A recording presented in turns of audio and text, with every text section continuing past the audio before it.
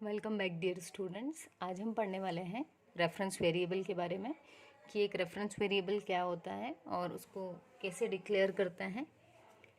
तो यदि हम रेफरेंस वेरिएबल की बात करें तो रेफरेंस वेरिएबल के लिए हम बोल सकते हैं कि यदि हमारा कोई वेरिएबल है, मान लो इंट एक्स नाम का यदि कोई वेरिएबल है और इसका अब हम एक रेफरेंस वेरिएबल बना रहे हैं, तो पहली चीज़ कि रेफरेंस वेरिएबल डिक्लेयर करने के लिए लेफ्ट हैंड साइड, ये जो लेफ्ट हैंड साइड है, जब इसको डिक्लेयर कर रहे हैं हम रेफरेंस वेरिएबल को, तो हम इसको आइडेंटिफाई करेंगे। जब नॉर्मल होगा वेरिएबल तो सिंपल लिखेंगे डेटा टाइप और वेरिएबल का नाम। वहीं पर यदि हमारा जो वेरिएबल हम बना रहे हैं वो रेफरेंस वेरिएबल है तो उसके लेफ़्ट साइड में ही यहीं पर एम्परसेंट ऑपरेटर आ जाएगा जो ये डिनोट करेगा कि वाई हमारा एक रेफरेंस वेरिएबल है। दूसरी चीज़ कि जब भी हम कोई रेफरेंस वेरिएबल डिक्लेयर कर रहे हैं तो हमको डिक्लेरेशन के टाइम पर ही उसको इनिशियलाइज करवाना होता है। क्लियर? तो जो हमने ऊपर एक्स डिक्लेयर किया था उसका हमने एक रेफरेंस वेरिएबल बनाया है वाई। इसका मतलब ये हुआ कि जो x नाम का वेरिएबल था उसको अब y के नाम से भी हम एक्सेस कर सकते हैं। इसको यदि और अच्छे से समझें तो जब हम इंट x लिखते हैं तो क्या होता है, मेमोरी में वेरिएबल x को कहीं मेमोरी एलोकेशन हो जाता है। उसका कितने बाइट का एलोकेशन होगा, क्योंकि ये इंटीजर है तो 2 बाइट की मेमोरी उसको मिल जाएगी। और इसका कुछ अगर हम एड्रेस मान लें कि यदि इसका एड्रेस था 2000 लोकेशन, ठीक, वैसे एड्रेस हेक्साडेसिमल फॉर्मेट में होता है, लेकिन समझने के पर्पज़ से हमने मान लिया कि इसका एड्रेस है 2000। तो जब मैंने y वेरिएबल डिक्लेयर किया जो क्या था, एक रेफरेंस वेरिएबल, तो क्या होगा, y के लिए अलग से मेमोरी एलोकेशन नहीं होगा, बल्कि जो x का मेमोरी एलोकेशन हुआ था उसी का एक और नाम अब y भी हो जाएगा। ठीक है, तो यदि मैंने x में वैल्यू दी अभी 20 तो यहाँ वैल्यू आ जाएगी 20।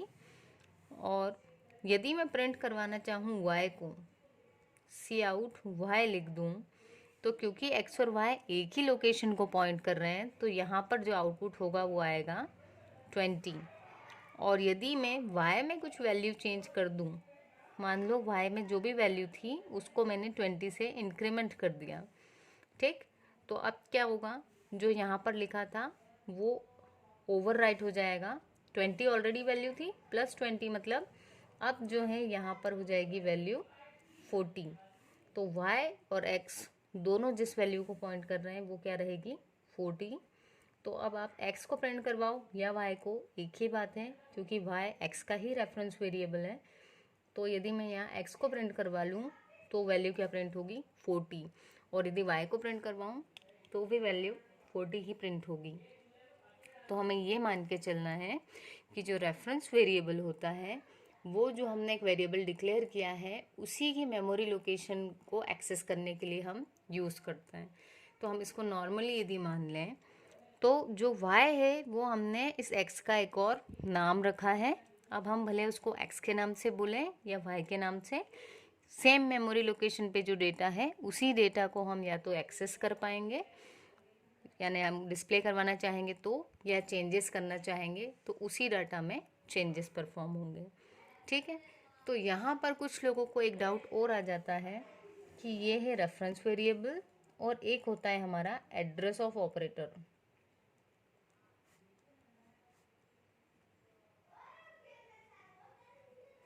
जिसको हम बोलते हैं एम्परसेंट। तो आपको जो चीज़ ध्यान देनी है वो ये है कि एड्रेस ऑफ ऑपरेटर के लिए यदि मान लो एक हमने वेरिएबल लिया अगेन x और एक पॉइंटर वेरिएबल लिया है p। पॉइंटर क्यों ले रहे हैं, क्योंकि जब एड्रेस की बात आती है तो एड्रेस को होल्ड करने के लिए पॉइंटर की रिक्वायरमेंट होती है। ठीक, तो यदि हम चाह रहे हैं कि हम x के एड्रेस को एक्सेस कर पाएँ तो हमें वो एड्रेस पॉइंटर वेरिएबल में स्टोर करवाना होगा। ठीक है, तो हम लिखा यहाँ पर p equals to address of x।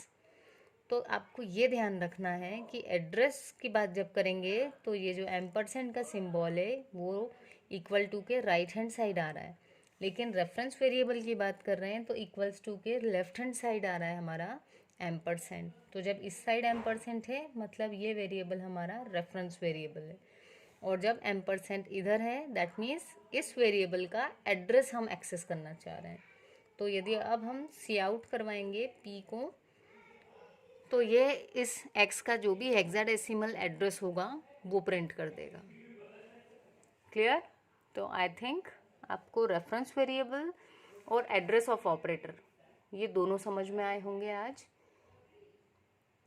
बाकी हम नेक्स्ट क्लास में देखते हैं आगे के जो हमारे ऑपरेटर्स हैं, और यदि इसमें कोई डाउट हो तो आप कमेंट सेक्शन में पूछ सकते हैं। एंड यदि आपको एक्सप्लेनेशन अच्छा लगा हो तो चैनल को सब्सक्राइब करें और अपने फ्रेंड्स के साथ वीडियो शेयर करें। Thank you.